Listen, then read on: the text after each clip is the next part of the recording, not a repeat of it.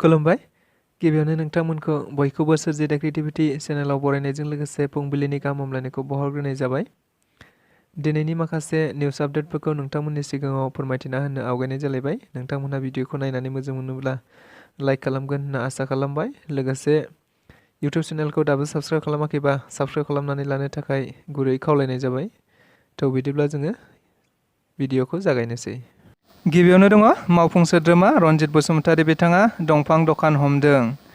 मिथिनाय बायदिब्ला दायो बिटिआरनि हाग्रा बिफाननि मावफुं सोद्रोमा बिथाङा गोबां बेबायदि आयेन बेरेखायै सोलिबाय थानाय माखासे खामानिफोरखौ होबथाबाय थानाय बायदिनो मैयाबो आरो बेबायदिनो मोनसे आयेन बेरेखायै सोलिबाय थानाय दंफांनि फालांगि खालामग्रा दखानखौ हमनाय जायो होनना मिथिनो मोन्दों। नंगौ, क'क्राझार जिल्लानि सिङाव थानाय सरायखलानि हरिनागुरि गामियाव मिस एस बसुमतारी टाइम्बार शप मुङै मिथिजानाय दंफां हाग्रा एबा फानग्रा गंसे दखानखौ नायबिजिरहैनाय जायो, जेराव बे आयेन बेरेखायै सोलिबाय थानाय दखाननि गासै मुवाफोरखौनो हमनायजों लोगोसे बे दखानजों सोमोन्दो थानाय सुबुंखौ आयेनारि राहा लानो थाखायबो बिथोन होनाय जायो होनना खौराङाव मिथिनो मोनबावनाय जादों। बागानपारायाव मेट्रिक पास जानो हानाय फरायसाफोरखौ बरायदों।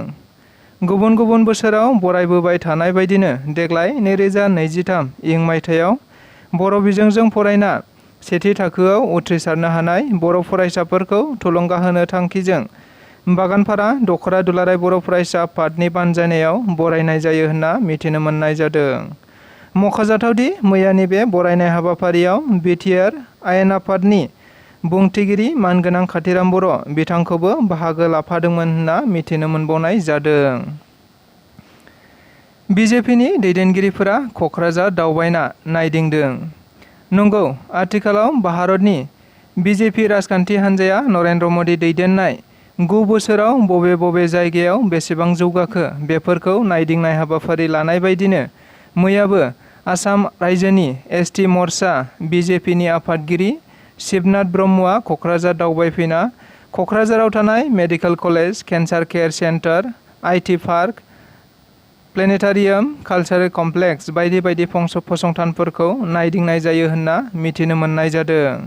मख'जाथावदि बे नायदिंनाय हाबाफारियाव बिटिआरनि बिजेपि मावफुं सोद्रोमा रेवरेवा नार्जिहारिजों लोगोसे क'क्राझार जिल्लानि गोबां बिजेपिनि दैदेनगिरि बिथांमोनहाबो बाहागो लाफादोंमोन होनना खौराङाव मिथिनो मोननाय जादों। लोगोसे शिबनाथ ब्रह्मआ बुंथिनानै होनाय बायदिब्ला बे हाबाफारिया गासै दान मोनसे सोलिबाय थागोन होननाबो बिथाङा खौरांगिरिफोरनि सिगाङाव बुंथिना होबावदों। सासे बर' सुबुं गोमादों। आथिखालाव जोंनि आसामनिफ्राय बायजो रायजोआव खामानि नागिरनानै गोबां सुबुंफोरखौनो खामानि मावनो थांनायखौ नुनो मोनबाय थानाय जादों, जायनि जाहोनाव गोबां सुबुंफोरा बायदि खैफोदजोंबो माब्लाबा माब्लाबा मोगा-मोगि जानो गोनां जानायखौबो नुनो मोनफ्लायबाय थानाय जायो। मिथिनाय बायदिब्ला बेबायदिनो चिरां जिल्लानि सिङाव थानाय खुंग्रिं 2 नं सनापुर गामिनि राधा मुसाहारिया थांनाय 30 मेआवनो अन्ध्र प्रदेशआव खामानि मावनो थांदोंमोन होनना मिथिदों। नाथाय बे खौरांखौ लिरजासिम एबा 7 सान बारलांब्लाबो गावनि खामानि मावनो थांनाय थावनियाव मोनहैयाखै होनना खौराङाव मिथिनो मोननाय जादों। लोगोसे दायो फनाबो बन्द जाबाय होननानैबो मिथिनो मोनबावनाय जादों। स्कुल बासजों दानजाना सासे फरायसानि जिउ खहा। नंगौ, आथिखालाव गारि मटरनि जाब्रथायजों फरायसाफोरनि जिउ खहा जानायखौ गोबां खोनाफ्लायबाय थानायखौ नुनो मोनबाय थानाय जादों। नंगौ, मैयाबो बेबायदिनो गंसे फरायसालिनि बासआनो सासे फरायसानि जिउखौ खहा खालामदों होनना मिथिनो मोननाय जादों। मिथिनाय बायदिब्ला मैया फुङाव फरायसालियाव थांबाय थानाय समावनो रयेल ग्लबेल स्कुलनि फरायसालिनि बासआ गावनि बिब'जों स्कुटियाव गाखोना थांबाय थानायाव उनथिंजायनिफ्राय सौख्लायफैयो, जेराव सौख्लायजानानै फरायसाया जायगायावनो जिउ गोमानो गोनां जायो होनना मिथिदों। फारसेथिं बिब'आबो गोब्राब जोखोम जानो गोनां जादों होननाबो मिथिनो मोनबावनाय जादों।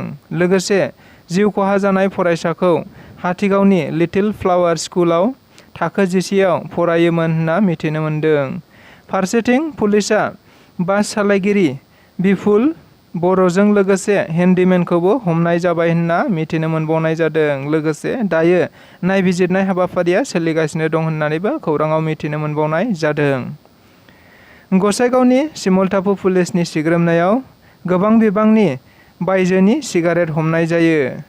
मिथिनाय बायदिब्ला मैया सिमलताफु पुलिसनि सिग्रोमनायाव गंसे औवाजों आबुं बुंफबनाय ट्राकनिफ्राय गासै 10 कार्टुननि गोबां बिबांनि बायजो हादोरारि सिगारेटखौ हमनो मोननाय जायो। हमजानाय ट्राकआव सालायगिरि राकेश यादव मुंनि सुबुंखौबो पुलिसआ हमनो हानाय जायो होनना मिथिदों आरो बिखौ उत्तर प्रदेशनि होनना सिनायथिनाय जादों। औवाजों आबुं ट्राकआव दोनखोमाना लांखोमानो नाजादोंमोन होनना मिथिनो मोनबावनाय जादों। उदालगुरिनि भेरगावआव खुसेर बिदै फेरेदग्रा मेसिन रानदों। आथिखालाव बिटिआर सरकारा गोरिब नखरफोरनो रांखान्थि खामायनो एबा जिउआव थांना थानो हानायनि थाखाय साख्रिनि अनगायैबो बायदि आगजुफोर रानना होबाय थानायखौ नुनो मोनबाय थानाय जादों।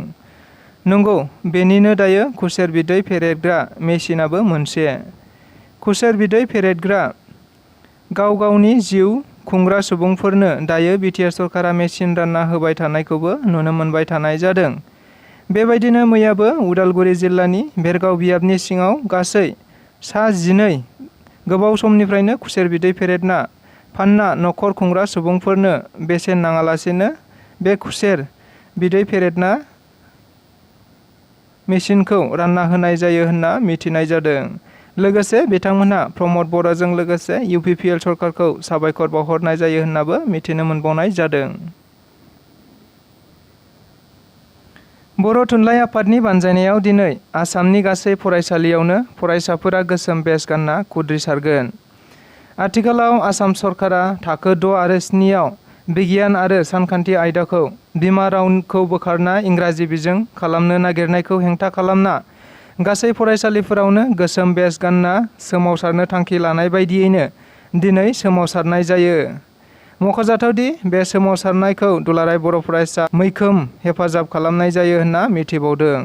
लोगोसे फैगौ 15 जुन अक्ट'आवबो बेखौ हेंथा खालामनानैनो गासै आसाम नाङैनो 2 घन्टा धरना हाबाफारि लानाय जागोन होननाबो मिथिनो मोनबावनाय जादों। BPFनि गोबां हेफाजाबगिरि आरो सोद्रोमाफोरा UPPL दोलोआव जयेन जाफैदों। नंगौ, आथिखालाव साखाथियाव बिसायख'थिनि जेबो दोहौ गैयाब्लाबो गोबां सुबुंफोरखौनो गावबा गाव राजखान्थि दोलोफोरखौ सायख'ना लानायखौ नुनो मोननाय जादों। गोबाङानो गोबां समाव बायदि राजखान्थि दोलोफोराव हाबनायखौबो नुनो मोनबाय थानाय जादों। नंगौ, बेबायदिनो आथिखालावबो गोबां सुबुंफोरा UPPL दोलोआव हाबबाय थानाय बायदिनो मैयाबो आरोबाव लेन्सन ओनसोलाव गोबां BPFनि हेफाजाबगिरि एबा सोद्रोमा बिथांमोनखौ UPPL दोलोआव हाबदों होनना मिथिनो मोननाय जादों। मख'जाथावदि मैयानि बे हाबनाय हाबाफारियाव बिटिआरनि हाग्रा बिफाननि मावफुं सोद्रोमा रनजित बसुमतारिया बाहागो लादोंमोन होनना मिथिदों। लोगोसे बिथां मावफुं सोद्रोमाया बिसोरखौ गांफा गांफा बिहु गामसाजों दोलोसिम बरायनानै लानाय जायो होननाबो खौराङाव मिथिनो मोनबावनाय जादों। बेजों लोगोसे दिनैनि रादाबा बेखिनियानो। गोजोन्थों।